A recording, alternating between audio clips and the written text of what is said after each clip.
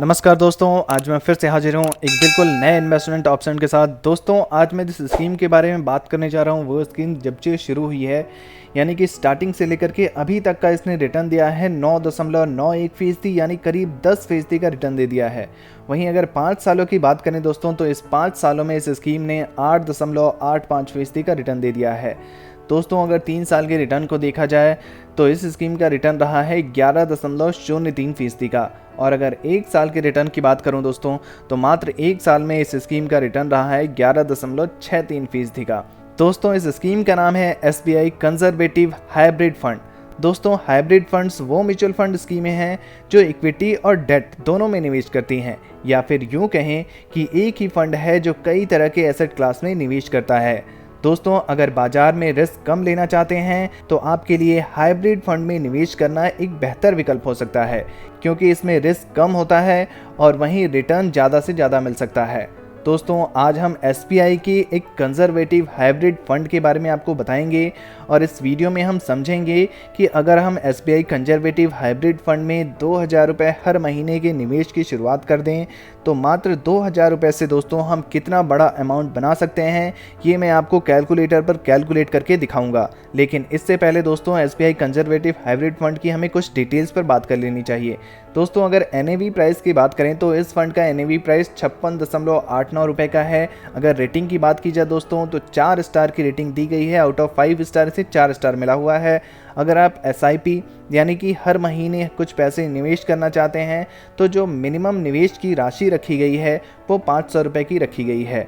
अगर दोस्तों आप फंड साइज को देखें तो इस फंड का फंड साइज 5584.18 करोड़ रुपए का फंड साइज है। आइए दोस्तों, अब मैं आपको कंपनी वाइज होल्डिंग्स पर नज़र डालते हैं और हम देखेंगे कि इसमें डेट और इक्विटी दोनों कैटेगरी के फंड्स दिखेंगे आपको।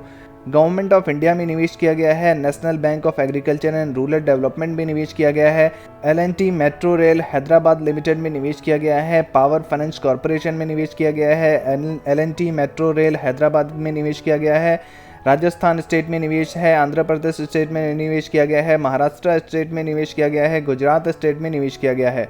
दोस्तों, अगर इक्विटी सेक्टर एलोकेशन के यहाँ पर हम तो डेट कैटेगरी को दिया गया है 63.8% का इन्वेस्टमेंट, इक्विटी कैटेगरी में है 23% का इन्वेस्टमेंट किया गया है। और इक्विटी सेक्टर के एलोकेशन को देखेंगे तो फाइनेंशियल सेक्टर में सबसे ज़्यादा इन्वेस्टमेंट है 23.6%, अदर सेक्टर में 23.6%, ऑटोमोबाइल सेक्टर में 16.1% का इन्वेस्टमेंट किया गया है, कंज्यूमर ड्यूरेबल सेक्टर में भी इन्वेस्टमेंट है 11.8%, कंस्ट्रक्शन सेक्टर में भी इन्वेस्टमेंट है 10.5%, टेक्सटाइल सेक्टर में 7.7% और सर्विसेज सेक्टर में दोस्तों यहाँ पर इन्वेस्टमेंट आपको 6.7% का किया गया है।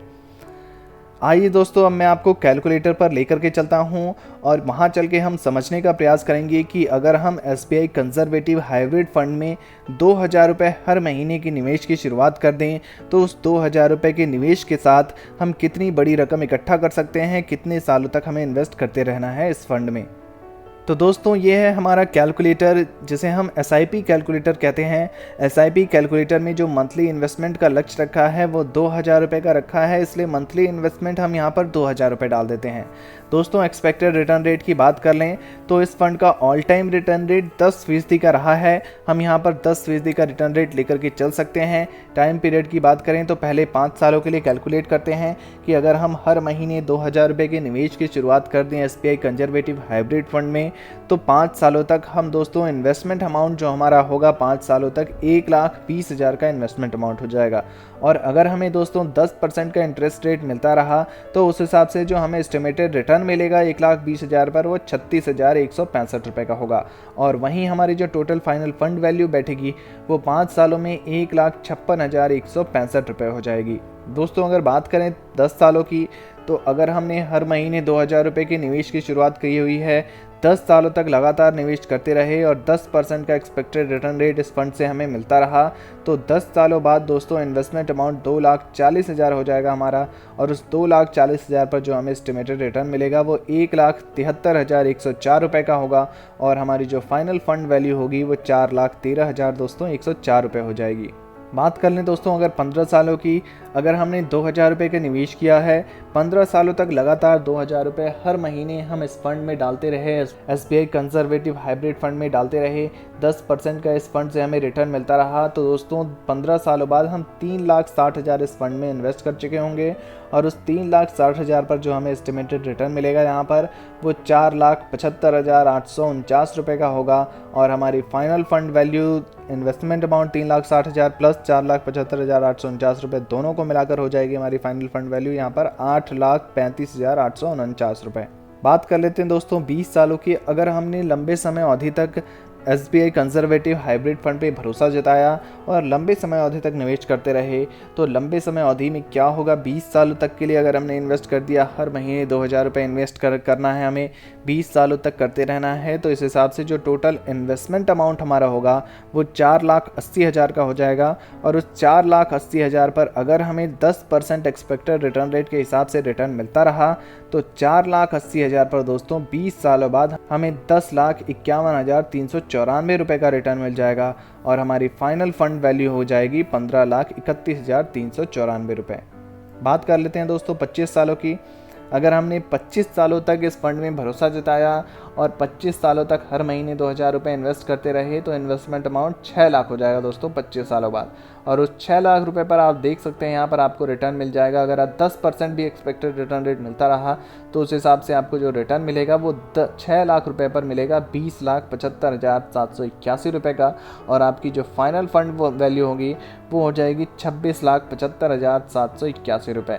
30 सालों तक अगर आपने इन्वेस्ट कर दिया, कम उम्र में निवेश करना शुरू किया और काफ़ी लंबे समय अवधि तक निवेश करते रहे तो उस हिसाब से आपको जो 30 सालों बाद जो आपका इन्वेस्टमेंट अमाउंट होगा वो 7,20,000 का हो जाएगा और उस 7,20,000 पर जो आपको एस्टिमेटेड रिटर्न मिलेगा वो 38,38,651 रुपये का होगा और आपकी जो फाइनल फंड वैल्यू होगी 30 सालों बाद वो 45,58,651 रुपये हो जाएगी। तो दोस्तों आपने देखा कैसे आप एक बहुत ही कम रिस्क के साथ एक बड़ा फंड तैयार कर सकते हैं। अगर आप SBI कंजर्वेटिव हाइब्रिड फंड में निवेश करते हैं तो छोटा सा अमाउंट निवेश करना है, हर महीने निवेश करते रहे और लंबे समय अवधि तक आपने इस फंड में भरोसा जताया तो आप एक बड़ा फंड तैयार कर सकते हैं। दोस्तों अगर बात करें कुछ अन्य डिटेल्स की तो दोस्तों यहाँ पर आपको एक्सपेंस रेशियो 0.56% का देना होता है। एग्जिट लोड दोस्तों 1% का देना होता है अगर आप रिडीम कर लेते हैं इस फंड में 1 वर्ष के भीतर और स्टैम्प ड्यूटी दोस्तों 0.005% का देना होता है। और आपको कैपिटल गेन टैक्स देना होता है। कैपिटल गेन टैक्स 2 तरह के होते हैं। अगर आप 1 साल के पहले अपना पैसा निकाल लेते हैं तो आपको short term capital gain tax देना होता है, वो होता है 15% प्लस सेस प्लस सरचार्ज। और वहीं अगर आप 1 साल के बाद पैसा निकालते हैं तो आपको long term capital gain tax देना होता है जिसमें आपको 1 लाख तक कोई भी टैक्स नहीं देना होता है। अगर आपका कैपिटल गेन 1 लाख से ऊपर होता है तो आपको 10% प्लस सेस प्लस सरचार्ज देना होता है। तो दोस्तों SBI कंजर्वेटिव हाइब्रिड फंड की ये जानकारी कैसी लगी कमेंट बॉक्स में ज़रूर लिखिए। वीडियो से जुड़ा हुआ कोई भी प्रश्न पूछना चाहते हैं तो हमें आप कमेंट बॉक्स में बताइए, हम उस प्रश्न का उत्तर ज़रूर देंगे। और ऐसे ही नए इन्वेस्टमेंट ऑप्शंस के लिए हमारे इस चैनल को सब्सक्राइब करना बिल्कुल ना भूलें। धन्यवाद।